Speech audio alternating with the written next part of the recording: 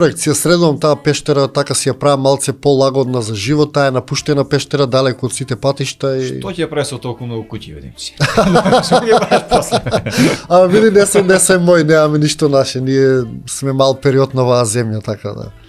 Ќе се трудам да ги зачувам, затоа што јас на сите мои имоти што ги имам, јас градам куќи што од земја и кога тие куќи ќе паднат, тие ќе бидат само еден обичен рид. Ми го зема збор. Нема да и наштетат ништо на земјата.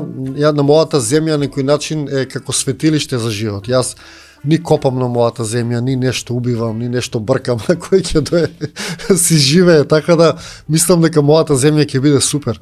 Треба да се запрашуваме со другата земја што ќе биде. Па и не само кој ќе дојде, него и си прибираш ти така, кучиња,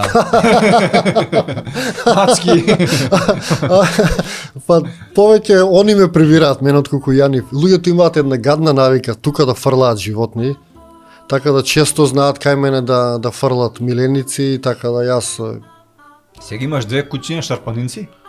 Па имам 9 кучиња моментално. 9 кучиња? Да, за жал, да. Две кучиња се мои само, другите 7 се луѓе што ги напуштиле во близина на мојот имот или директно на мојот имот, а не сум можел да ги избркам.